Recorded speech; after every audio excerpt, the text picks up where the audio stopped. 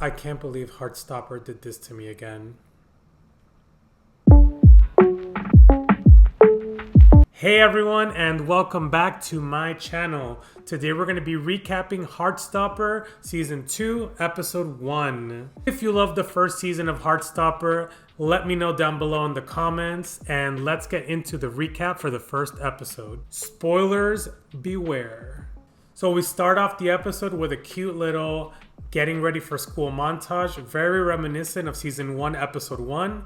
But this time it's Charlie and Nick. Charlie's getting ready and Nick is getting ready, and they're sending each other the cutest lovey-dovey text messages, and it's just those text messages that you get in the morning from your significant other, especially when you're in love, where you're just kind of melting over them because the person's thinking about you. They clearly either love you or are really into you, and you're the first thing that they think about in the morning. So that was very cute to see of Nick and Charlie doing. I know my husband and I still do that every day. Every morning, every evening. Well, we don't text each other in the evenings, but we are very lovey-dovey and I love it that way. That's exactly why he's my person. But I digress. There's this beautiful vibe in the air, and Charlie's walking into school, walks into the classroom and doesn't see Nick. And guess who's right behind him? Covers up his eyes and greets him, but obviously Nick's not out yet. So he grabs Charlie's hand and they run over into what looks like a closet, maybe. So they're in the closet, and Nick tells Charlie that he came out to his mother the night before, and there's so much joy. They're super excited. They start kissing in the closet, and it's super cute, and you could just tell they're so infatuated and into each other that it's just completely adorable. And one of my favorite things about the show, that it uses animations to convey emotions, which is such a very cute comic book thing to do, but the way that they sprinkle them in the show, it's just perfect timing, and it just makes you feel exactly how they're feeling. It's so funny how you see a spark or a leaf blowing, and the animation accentuates their emotion, and you're right there with them. Charlie and Nick have so much chemistry. It's like, how are these guys not boyfriends in real life? Which is a testament to their acting on the show. Charlie really wants Nick to come out, but he's not super pressuring him. He just wants him to know that I'm here for you and we're gonna do this together whenever you're ready and at your pace, which is very respectful of Charlie. You know, Charlie is a really good guy, and almost to a fault, but still, Charlie is just the sweetest kid, especially given everything that he's been through with the hints at bullying from the past and even some scenes with Ben last season. And we switch over to the grocery store where Nick and Isaac are shopping for something. Tao walks in and he's chatting with the guys, and Elle walks in, and there's a really awkward flirtation over an apple juice between Tao and Elle. And clearly Elle is in denial, or I don't know what about Tao, but I see their chemistry. I've seen it since Season 1, and Elle doesn't really seem to see it from Tao, I guess. But it's like, girl.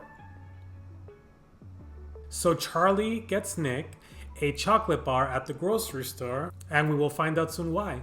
You know, it's always good to get your partner a little something here and there just to remind them that you're thinking about them, if the 100 text messages a day don't already remind them. But still, it's still very cute, and I would do the same thing, and I have done the same thing.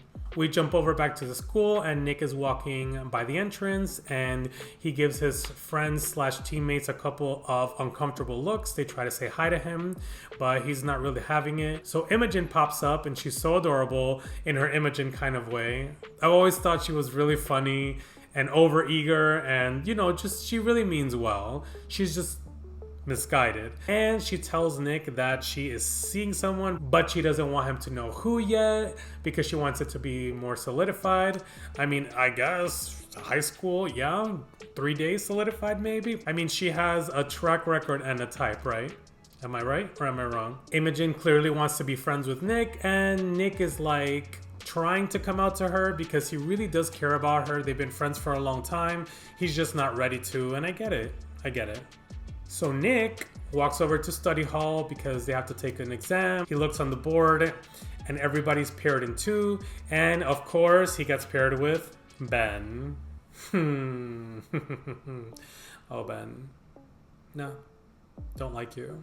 Anyway, not Ben has to sit with Nick for the next 2 weeks in Mr. Farouk's class. Mr. Farouk is very stoic and seemingly very strict. So then we cut to Charlie, who has decided to join the rugby team again because he wants to be close to Nick, which I totally get it. It looks like their schedules are not exactly on the same vibe this year. So, you know, Charlie's trying his best to spend time with his boyfriend. And I don't blame him. Charlie is such a good guy. We cut back to Elle at her school where she's trying to figure out if Tao likes her, and Darcy and Tara are like, obviously, girl, come on. So we're back in the locker room with Nick and Charlie gives him the chocolate bar, and it's because it's their 2-month anniversary. 2-month anniversary. And that is so cute because I will admit it. It was a chocolate bar and it was super cute, and it's just a thought that counts. Nick didn't get him anything because Nick wasn't really in that mindset, but Charlie's just so thoughtful. And so, yeah, he got him a little chocolate bar, and it turns out it was Nick's favorite. And so Nick is pretty happy about it, and they kiss, and they almost got caught. So, okay, I mean, you're not trying to be very secretive here. Side note, I did give my boyfriend at the time, who's not my husband, AirPods for our 2-month anniversary. I may have gone a little overboard, but hey, he loved them. And to be fair, he needed them. Back at Charlie's, he's setting up a get-together so that Nick can try and come out to Imogen. And he's invited the crew. Everybody's there, Tara and Darcy. Isaac shows up at the party. We get more awkward flirting between Tao and Elle. And a little scene where Isaac is looking around and he notices everybody's paired up. And I get a little bit of a FOMO, I wish I had that kind of vibe from him. So I do feel bad for him. He's always reading his books, and I get it. That's his comfort zone, and maybe he'll grow out of it. Maybe that's just who he is. And, you know, maybe he just wants to live in his fantasy world right now because he's not ready for something else. So everybody's back inside watching a movie, and Imogen has to go to the bathroom, at which point Nick decides to go with her, and they go upstairs. Before they go in, he tries to come out to her, and she flips it and reverses and said, "Oh, I know about you and Charlie. It's so obvious. Come on, you're gay. That's why you didn't like me." To which he responds, "No, I'm actually bi." And, you know, I was expecting a weird reaction from Imogen, but she just hugs him. And it was so sweet. And I just melted. And I just love her. She's so supportive. And she's so cute. I just love Imogen. While they're up there, she does tell him who she's dating, which, surprise, surprise, it's Ben. You sure about that? It's Ben, the DL King. The DL King. Anyway, you know, Nick doesn't really come out and tell her that Ben is part of the community, and so, you know, obviously he doesn't want to out him because he doesn't want to be outed himself, and so he kind of respects that, which is very respectful of Nick to do that. Let's see where that takes Imogen and Ben. Probably not down a good route. So towards the end of the night, everybody's sleeping in the living room, and Charlie and Nick start texting each other while next to each other, telling each other about their day. I mean, I know it's a lot. It's like extra butter on top of ice cream, on top of whipped cream, on top of sugar, on top of everything honey. It's overly sweet, but it's overly cute. And the morning after, everybody's getting ready to leave, and as they're leaving, Nick walks past by Charlie and walks back to Charlie and kisses him at the front door in front of everybody. So we cut back to Charlie, who's getting ready to eat with his family, and he decides to tell his family that he is with Nick and that they're boyfriends. And of course, his family reacts in a proper manner. No closed doors, no hanky-panky in the house, and you guys need to behave, and he can't be sleeping over. I mean, they would do that for a girl, so it would make sense for them to do that for a guy, and at least they're just respecting and not being discriminatory. So I get it. You know, teenagers, they don't want them.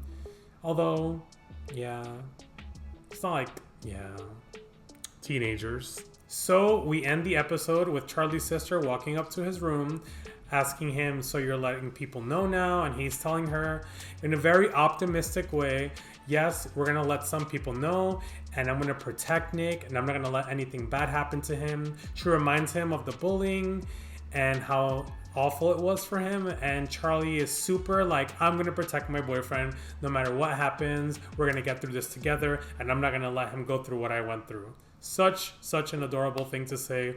The way he said it was so genuine, and we get a shot of Nick walking away and he's smiling, and the end of the episode. Overall, a solid episode. I cried almost 2 or 3 times watching it because it's hard to put into words how beautiful the scenes are when you're watching them versus when you're describing them. So highly recommend episode 1. Don't forget to leave a like if you liked the video and subscribe if you'd like to see more recaps. So stay tuned for the next video, and thank you so much for your time. I hope you like this recap. Take care. Bye.